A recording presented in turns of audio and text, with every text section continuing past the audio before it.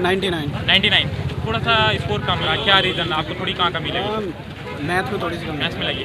Maths कैसी आ रही थी? मैथ वैसे इजी है लेकिन फिर भी इजी है, फॉर्मेट गया है या कुछ इससे बेटर? हाँ उसे इजी है, जैसा टीयर 1 आया था ना ऑलमोस्ट वैसे ही है। ऐसा ही है, रीजनिंग मतलब बच्चों वाली रीजनिंग। बच्चों वाली रीजनिंग। यस, मतलब इससे आसान मैंने रीजनिंग आज तक तो कोई पेपर में नहीं अभी देखी। नहीं देखी।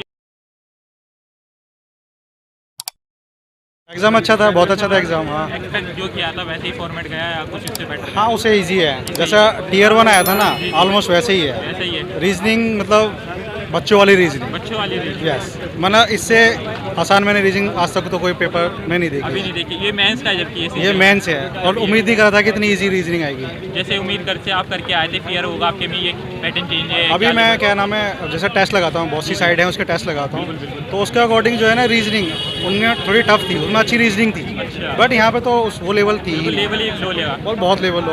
सबसे जो सबसे लेवल लो लगे कौन सेक्शन के, कितने कितने सेक्शन क्या लगा आपको? इसी सेक्शन के लो आया था और कौन सा ठीक आया था लेवल आपको? कौन सा लगा? एक होता है क्या नाम है रिलेशन वाला।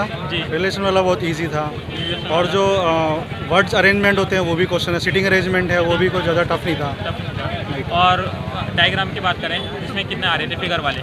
मैथ्स में नहीं, रीजनिंग की बात करें। डायग्राम कौन सी किस टाइप का? फिगर जैसे पेपर बिल्कुल फोल्डिंग। ईजी है, बिल्कुल ईजी है। जैसे 4 या 5 फिगर दी होती है, नेक्स्ट क्या होगी, जी जी बिल्कुल। तो उसमें वही है क्लॉकवाइज एंटी क्लॉकवाइज। बस ये एक हाँ, format एक 90 क्लॉक पे क्लॉक करेगी, दूसरी एंटी क्लॉक करेगी 90 क्लॉक। ये भी नहीं 270 में थोड़ा कंफ्यूज होता है? नहीं नहीं नहीं, 270 है ही है ही नहीं, नहीं। ओनली 90 है। ओनली 90 बस। इजीली कंफर्म है। डायरेक्शन वाले क्वेश्चन थे नहीं, डायरेक्शन वाले नहीं, डायरेक्शन वाला कोई क्वेश्चन नहीं था उसमें। क्वेश्चन नहीं था। और जो सेक्शन में से लगे, जो ज़्यादा ही आपको सेक्शन में रीजनिंग में ज़्यादा टॉपिक आ रहे थे, बात करें सिंबल वाले जो आते हैं, चेंजिंग वाले, वो आए थे? इक्वेशन हाँ, वाले वो तो बिल्कुल ईजी थे आराम से। और कोडिंग डिकोडिंग की बात करें?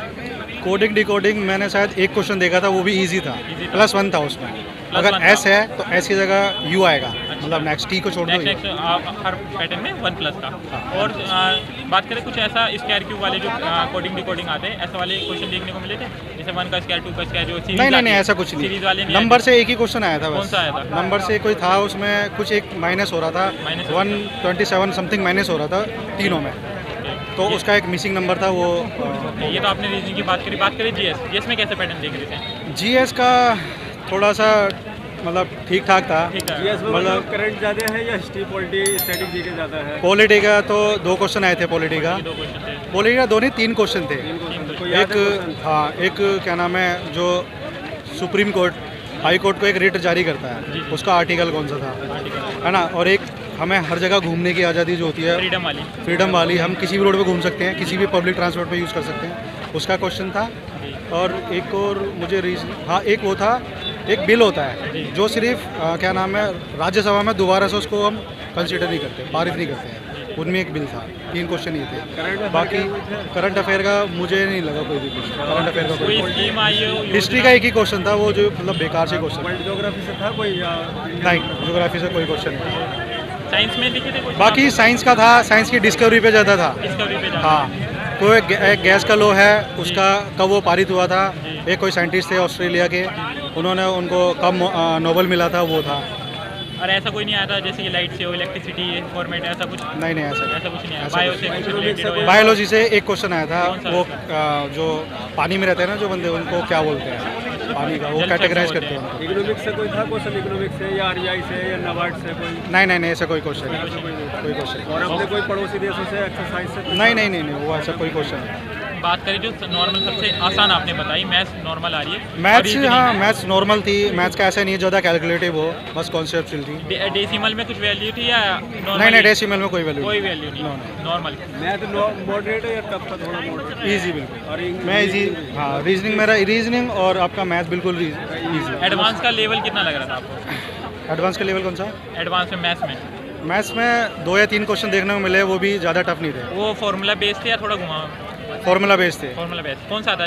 प्रिज्म का एक क्वेश्चन आया था, प्रिज्म से एक क्वेश्चन आया था, हाँ उसका सिर्फ टोटल सर्विस एरिया पूछा। सिलेंडर कौन? ना ना ना, इसका एक क्वेश्चन आया था, हाइपर गोला का आया था, मतलब सॉरी आपका अर्धगोले का आया था।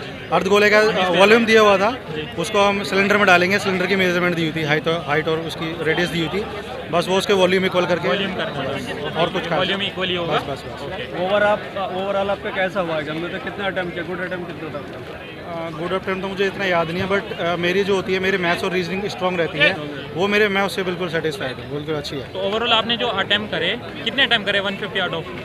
देखो रीजनिंग में मैंने 29 करे हैं, 29 करे। मैथ्स में मेरे 21 या 22 हैं, अच्छा और इंग्लिश में आई थिंक 40 के आसपास है, 40 है। और जीएस में और आप मान लो मतलब 12 से 15 थे। बाकी आपने सारे ही गुड अटेम्प्ट करे। लास्ट में जो एक कुछ टिप्स वगैरह आप क्या देने चाहेंगे, मैसेज क्या देना चाहते हैं कि कैंडिडेट को इस चीज़ों से डरने और इस चीज़ों पे वर्क कर ले? फॉर एग्जाम्पल जैसे आपने बताया रीजनिंग बहुत आसान आ रही है, रीजनिंग तो आसान कौन सा ऐसा टॉपिक पहली लगा? सबसे पहली चीज़ मैं बोलना चाहूँगा, जो भी एग्ज़ाम देने जाए फ्री माइंडली जाए, जो उसने प्रिपरेशन करे ना उससे बाहर कुछ नहीं आएगा। हाँ, जीएस का मैं मान सकता हूँ, जीएस का देखो कोई लिमिट नहीं होता है, जीएस को वो छोड़ दे, बाकी वो आराम से, सर्टेनिटी है उसकी कोई हाँ वो यहाँ पे आराम से बंदा गुड अटेम्प्ट कर सकता है, कोई दिक्कत नहीं होगी।